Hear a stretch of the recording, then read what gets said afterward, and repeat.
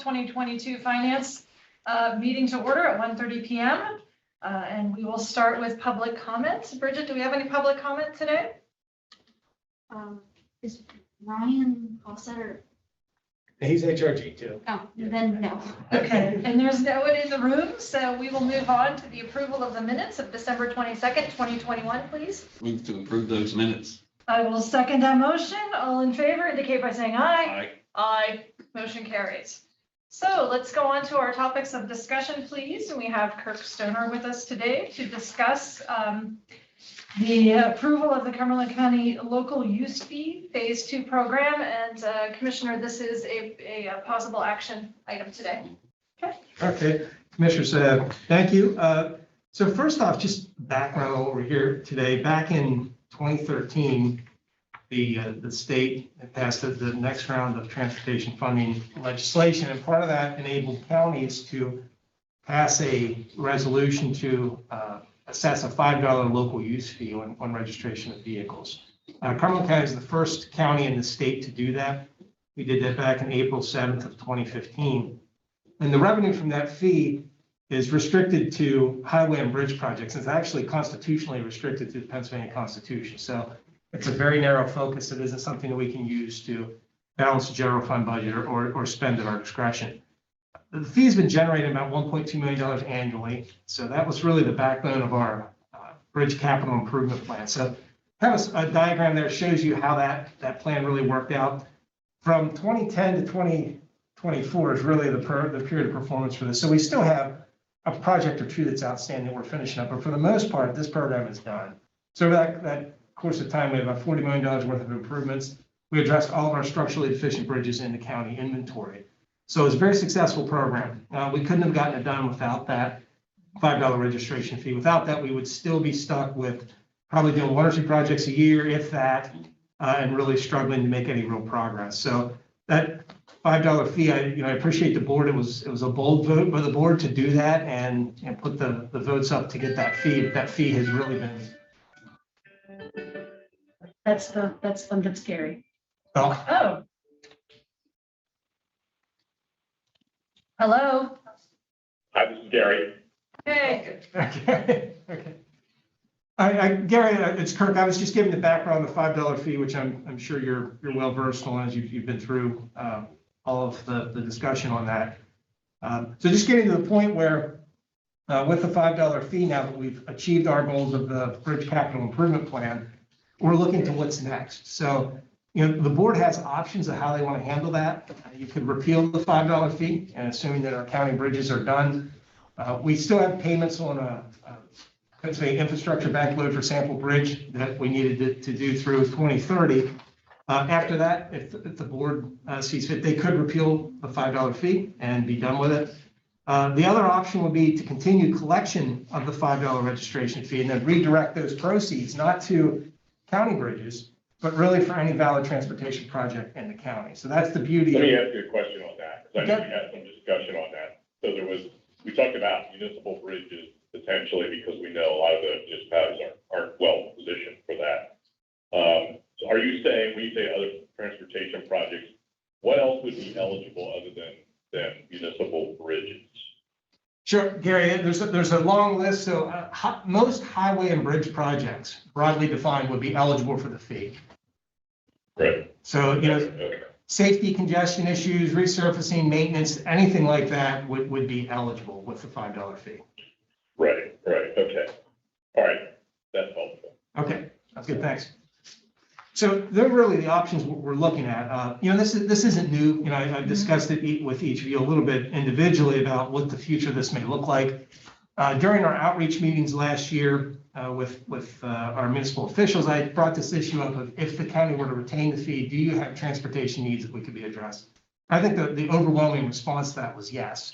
There are needs at the local level that could be addressed with the $5 fee. So as we're looking ahead, right now with our projections that we make on our fund, this year, it's actually 2022. We have a small surplus of about $400,000 that's out there that could start the process. But we see that balance grow in the future to be able to take on more substantial projects. So what we want to look at and what we're talking about today is if we do want to continue the $5 fee and look at other programs, then 2022 would be the time to do it. Communicate to our municipal partners so that they're able to plan ahead and start allocating funding for the program.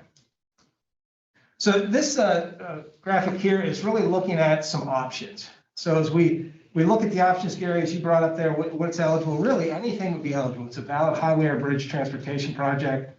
It would be eligible. Some initial looks that we had of where we believe some of the need would be, the top focus area there would be locally owned bridges over 20 feet in length. So there's a distinction with federal inspection standards where if a bridge is over 20 feet in length, they need to be inspected on an annual or every other year basis. And those bridges are also eligible for federal and state funding. So this is one area where under the county bridge inspection contract that HRG helps us with, we inspect 38 bridges that are owned by our municipalities. We know their condition rating. We know their needs that are out there. So you can see what our projected need would be. 7 of those are weight posted. So you see weight postings, it's an early indication that the structure may need some attention. 5 are what are called poor condition bridges. This is the previous structurally deficient category where they need some work and should be done so soon. And then about 19 of them are in fair condition, but still looking ahead, they may need some work. Average daily traffic ranges from 100 to 5,000 vehicles per day. So again, in terms of transportation, they're local facilities, but you're still carrying substantial traffic. We believe with an initial planning effort, about $2,500 working with HRG, we could take these bridges, put them into a prioritization matrix that really looks a lot like what we did with county bridges.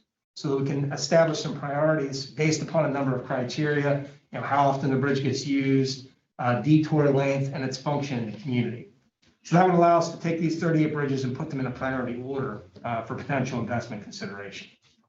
I also talked with folks over at HATS as we sit on the HATS committees. There's a local bridge line item that's on the tip. The 2023 tip is going to include it as well. So that's $1 million per county per year. This local bridge program that we're starting would fit right in with that. So I've had some discussions with them of, I think from the HATS perspective, looking at trying to get projects constructed. So if we're going to have this in the 2023 tip, we kind of have to start now to get some of those projects ready. So we may be in a situation partnering with HATS where we could spend some of our money, get these projects ready, and then they go in the tip for federal and state funding. So that would be a good use of our money where we're not paying for the full cost of the project, but some of the pre-construction work and then get the construction funds from the tip. So that's Let one. me ask you a question on that. So I heard most of that pretty clearly. A few items left.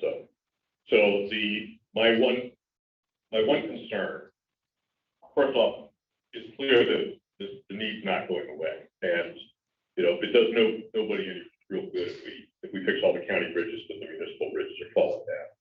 So public doesn't discern between them. So here's my question. Clearly the need exists for those municipal bridges.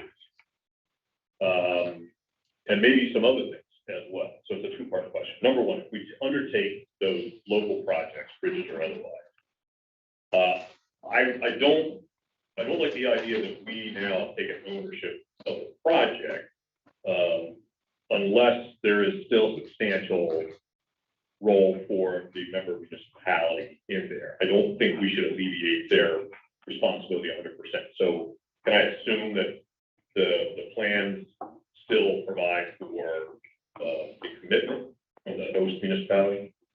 Yeah, Gary, I think that's, the next page there where we talk about options for the program. Local match is one of those that we would want to see. It's some degree of local match from the municipalities that would participate in the program.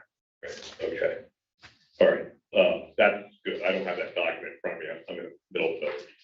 But this was poor. Let me just finish up here one or two other points. So, okay, so we got that match, but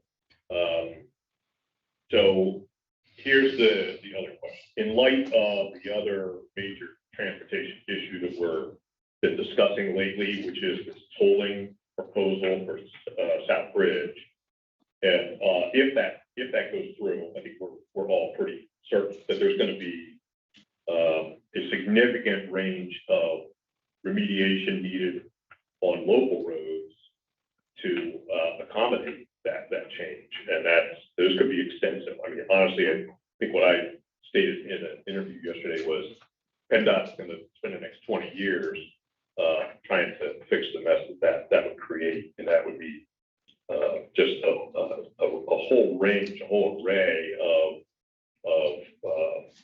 intersection widenings, left turn signals, left turn lanes, flashing yellow, just literally millions and millions of dollars of project on the West Shore where a lot of our population is. So my question for you is, are we, since the fee is allowed to be directed toward virtually any transportation project, are we considering the possibility that rather than addressing 100% municipal bridges, that some of those dollars could be reprogrammed toward remediating problems in those communities where most of our people live?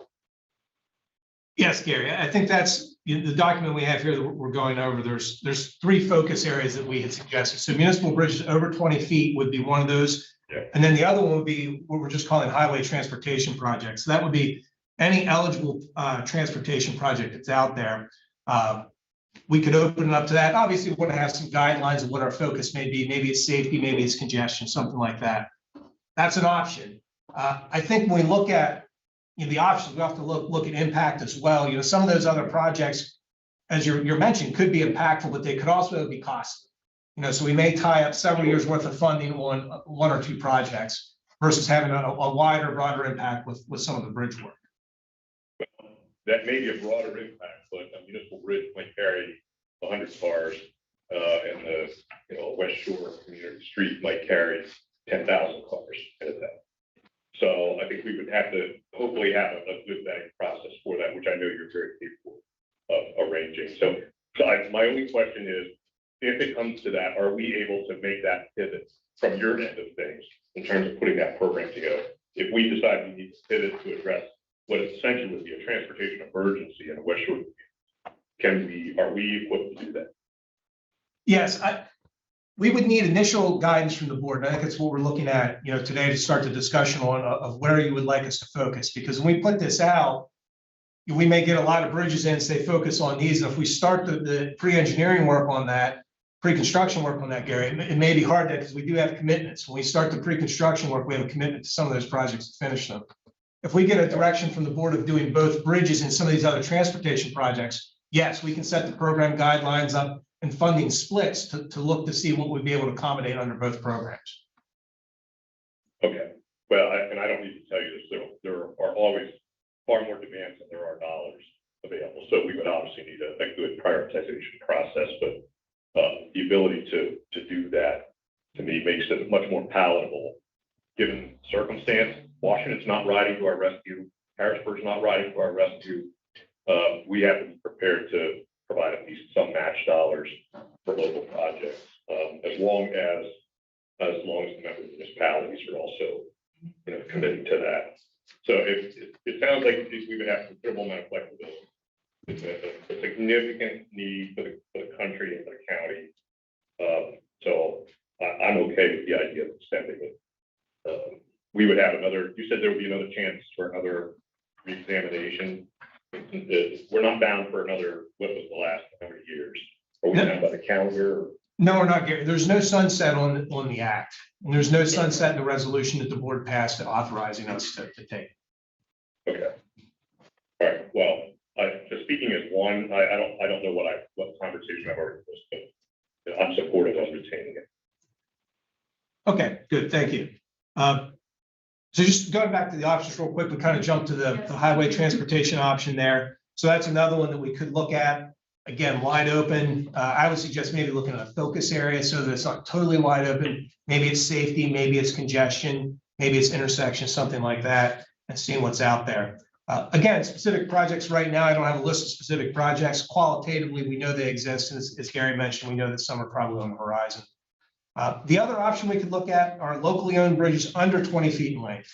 So right now there's 158 of those in Cumberland County, unknown condition rating, unknown ADT for most of those. They're locally owned, but not subjected to any sort of inspection standards now, but it is a focus area of the state. I sat on a committee in 2020 that looked at this issue statewide to see what the demand is, knowing that in some counties, this has become a big issue. Some of these local bridges have fallen into disrepair. There's no money to replace them. And, residents are left with large detours, businesses are left impaired. So that's another option for the program. Before we start that, though, I think there's an initial planning effort that would be a huge inspection effort to go out, 158 bridges, inspect them and get baseline data for them. So had HRG work us up an estimate for what that would cost. We're looking at about $600,000 for that. That's just to get started. So I think my concern on that option would be there's needs out there now that we know are out there. We can assess, we can prioritize, and we can get some action done.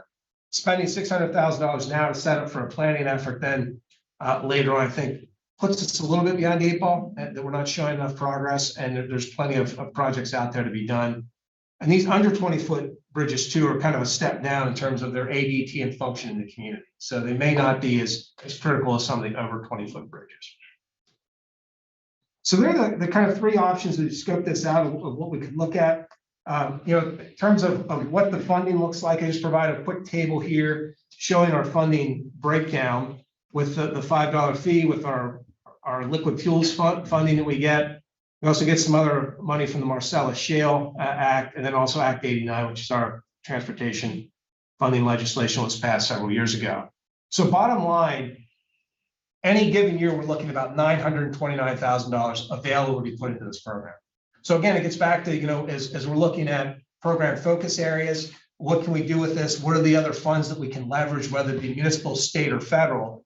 We have to keep in mind $929,000 is about our bottom line of what we can do. So if we're looking for impact, again, if we look at a higher price project, we may be spreading several years worth of funding out to do that one project, or leveraging a PIB loan or something else to be able to do that project. The program approach of how we could run this, we started to touch on this a little bit earlier. It could be a competitive approach where it's a wide open application. We only work with those municipalities that are interested in the project. They bring it forward. We take an open application period, review them, prioritize them, and take the top priorities and fund them based upon the money that we have available. The other one would be more of a needs-based approach, especially if we're working with bridges over 20 feet in length, where we'd have a prioritization process set up. We'd start with priority one, move down through priority whatever, and work on those projects, assuming municipal concurrence and provision of local matches as applicable. In terms of the format of the program, we could do a grant program, we could do a loan program. My experience, I think that the grant side of it is likely preferable. Municipalities, again, having some local match in that, but the loans just don't seem to be of much interest to the folks that I've dealt with and talked to. But that being said, as you mentioned earlier, if we're going to be having grants, we want to see some form of local match from our municipal partners. That could, again, program guidelines haven't been written yet. It's wide open. We could do 100% county funded. We could do 20% local match, 50% local match, whatever that may be our discretion to how we set that up. And then the final piece of this, that I would see this program as what I call a turnkey service, where we would be managing the projects. We would have them run through our county bridge engineer. This creates, it sounds like, okay, on the surface, this looks like it creates work for us. When you manage these projects, you have to know what you're doing. And they're spending our money. If we're delegating this out to 5-6 municipalities who aren't familiar with federal projects, who aren't familiar with state guidelines, I believe we spend a lot of our time managing them and making sure they're meeting the guidelines. And at the end of the day, I think if we run it through our program, we have an excellent team here that knows what's going on, knows how to get these projects done. I think it's ultimately saves us time to make sure that the projects get done in the right way. Again, there's a role for the municipality to be partners with us in that project, help providing oversight, doing what they can, providing local match. But at the end of the day, we have those contracts run through here and model what we've already done with our Bridge Capital Improvement Program. So the next steps, really, it's up to the board now. I'll give you an overview today. I'd be happy to answer any questions, give it any follow-up data that you'd like to see. And I think that the board needs to determine if we're going to retain or eliminate the local use fee. And then from there, agree upon what the initial focus areas would be. Are they going to be bridges over 20 feet, under 20 feet, or some other broader transportation projects that we'd like to see pursued? From there, we can develop the staff guidelines, communicate those out to our municipal partners. I would like to have a goal of late 2022 as an open application process so that we can communicate to municipalities here earlier this year. They can get their ducks in a row. And then as they're budgeting for 2023, we can get that application out later this year. They can start applying and hopefully in 2023 see some implementation, even if it's pre-construction activities, we start moving ahead on the projects we select. Last piece that I have there is just a summary table. So back in 2015, we started this.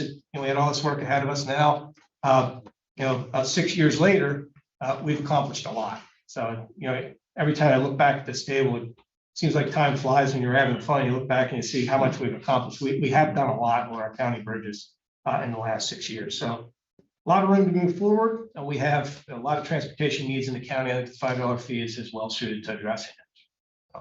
That's all I have. I'd be glad to answer any questions the board has. Kirk, if we retain this local use fee, which it sounds like we are, we don't need to take any action in order for that to occur. I want to make sure I read this right. For the locally owned bridges over 20 feet, it would cost us about $2,500 to have those bridges that need some upgrade or replacement. $2,500 to prioritize which ones we would do Correct. Sooner rather than later. Okay. To me, that should be our main focus. I mean, if we have an emergency highway transportation project that comes up, I'm sure we can address it. Mhm. But my priority, my opinion, we should prioritize those over 20-foot locally owned bridges. And I certainly favor retaining the use fee. I also favor the fact that there should be some type of match. I think it should be a grant format. Those are my comments for now. I like the program. I like what you've proposed. $929,000 in the big scheme of things is not a tremendous amount of money. And so I wanted to follow up with a question, Kirk, because I like the idea of leaving this open for all three of these categories. But I do wonder about what is the impact then? How impactful can we be if it's open for all three things? And one of the projects that comes to my mind when I think about highway transportation projects is, in Penn Township, that exit that certainly is a safety problem. But we also know that $929,000 there is not going to get them what they need. So if you're doing this program, Kirk, if you were going to pick, what would you choose? So from my side, I think we know the locally owned bridges well. We know the process well, and I think we know we can get projects done. The highway transportation projects, when I initially looked at this, like the broader one, that's exciting to me because you look out, you don't know what you're going to get. But then that's also the challenge. You don't know what you're going to get. And a lot of these projects come back. We could see a project come back with a $1.5 million price tag, and that's all we do for a year and a half. So one option we could look at, as we communicate this back out to municipalities, the over 20-foot bridges, we can get the information on that. That's not a problem. We can ask the municipalities too, hey, what else do you have? I mean, it'd be a good exercise, even from a planning perspective, to see what projects are out there. If something catches our eyes, hey, this is impactful, or say 3 or 4 municipalities get together and look at an entire corridor and want to see that done, willing to put up money, we could pivot and look at that project. So I don't think it's one that we, right from the get-go, we have to say we're only doing this. I think we could say if the board has a preference, this is our preference, but we have other projects we could do. Municipalities, let us know of all the project types you may be interested Yeah, I like that idea. I think that's great. Yeah, and that 929,000, that's per year. in. Yep, that's an annual amount. Yeah, I'm fine with that approach too. I mean, The under 20-foot bridges are right now, I think, I would advise the board just to put a hold on that. We may get federal and state funds to do that initial inventory. I'd like them to pay for that if we could, because to me, it's a statewide issue. And even from the Hats region, if we get a little money for that from the Hats region to go out and do some of that work, so that doesn't fall on us. And as we put this out, our municipalities, some of them may look at it and say, well, is this for real? Is the county really going to get something done? If we can get some money on the street and get stuff done and get projects completed, I think then the municipalities will start lining up more and say, hey, this is a real program with real impact and we want to be part of it. So the more we do to find projects we can implement readily, I think will help the future of the program.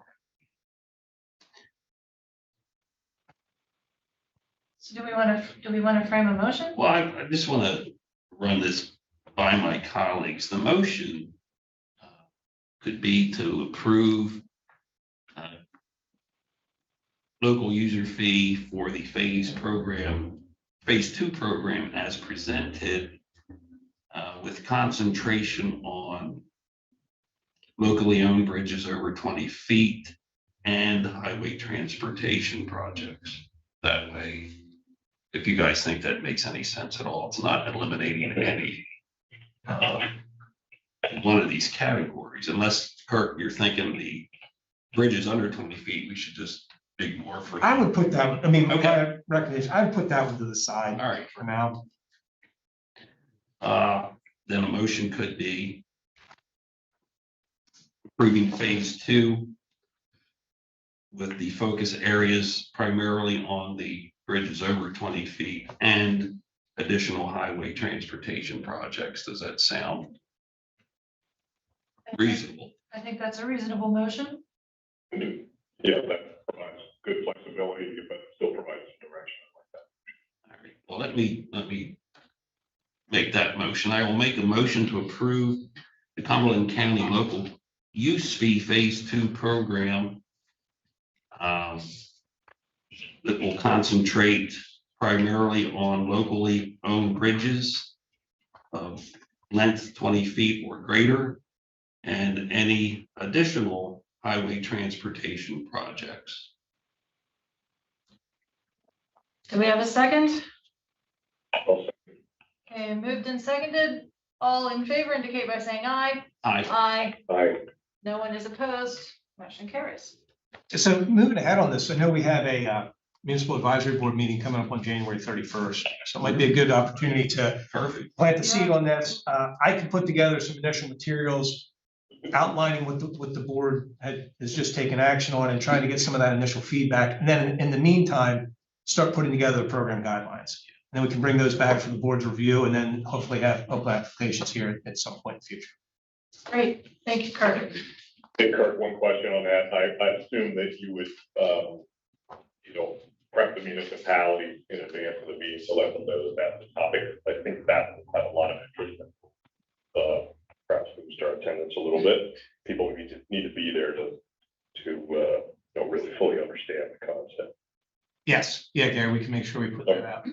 Great.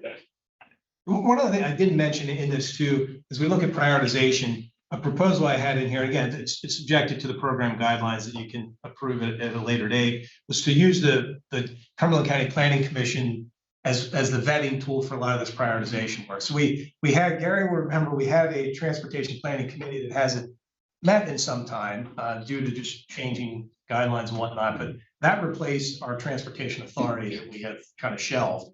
But that would be a good chore for that organization and committee to look at some of these projects and help prioritize and then broaden out the review of it so that it's not just one or two staff people, that it's have several people that have been appointed by the commissioners to review the projects.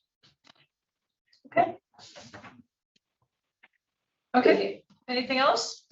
This one? Yeah, All right, thanks, thanks, Kirk. Then we'll move on to Ms. Snyder and the discussion of a motion to reaffirm an skilled nursing facility consulting agreement between Cumberland County and Claremont Nursing and Rehabilitation Center LLC. Yes, hello. So we had a contract with a vendor to provide housekeeping, dietary, and laundry management at Claremont Nursing Rehabilitation Center.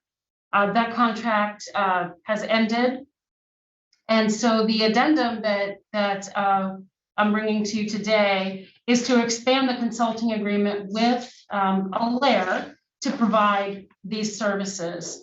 And due to the emergency nature of the services and the required positions contained therein, namely the position of a dietitian, The contract was approved, and today I'm asking for formal board approval. I would like to note, however, that the addendum has been reviewed and approved by our special counsel as well as our county solicitor.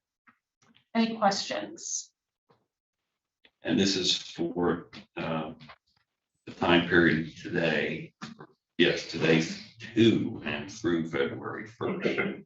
Yes, and if that time frame needs to be extended, we'll certainly address that at a later date.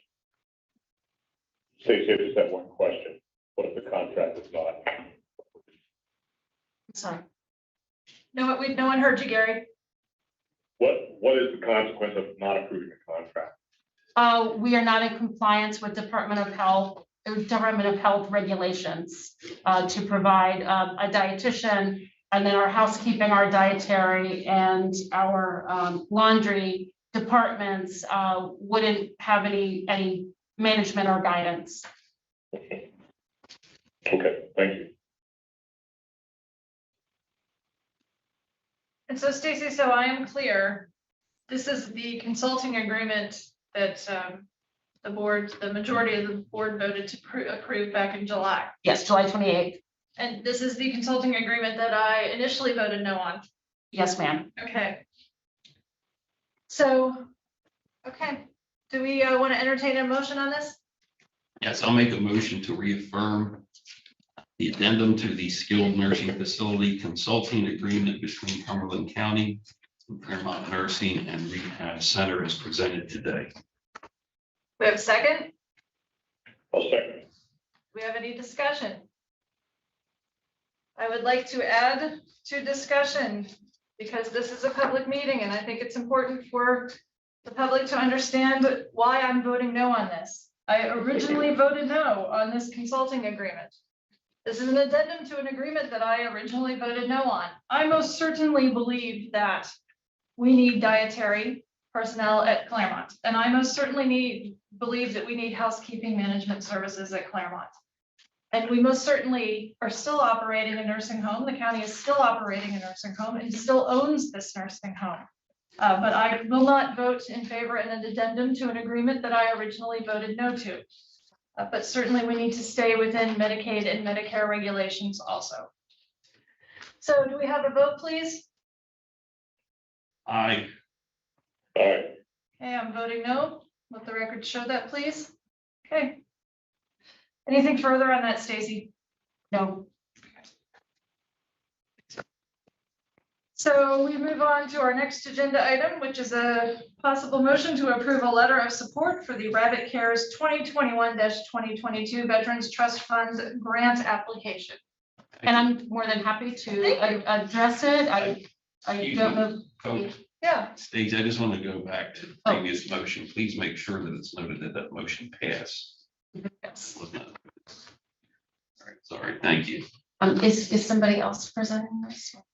Not that I'm aware of. Okay, I will present this if you don't mind. So as happens each year,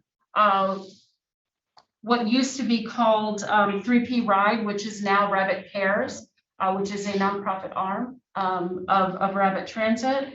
They apply for a Veterans Trust Fund grant application, and they have asked yet again for a letter of support from us in that application. And their goal would be to continue to provide veterans the services they need for transportation, as well as to expand that to a larger geographical area. Any questions about the letter? I know it was provided to you in advance. thank you.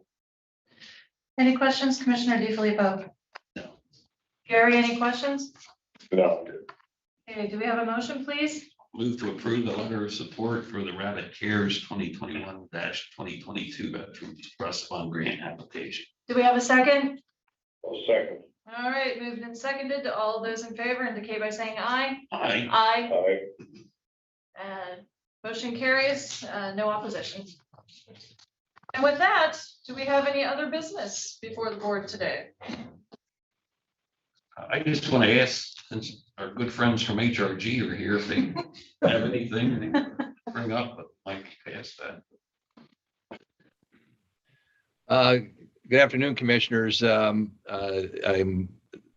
I want to compliment you on maintaining the registration fee. It's the county was the first to pass it and has achieved a lot of good things. You know, we've been involved with it, but it was pretty shocking to look there at a $40 million investment.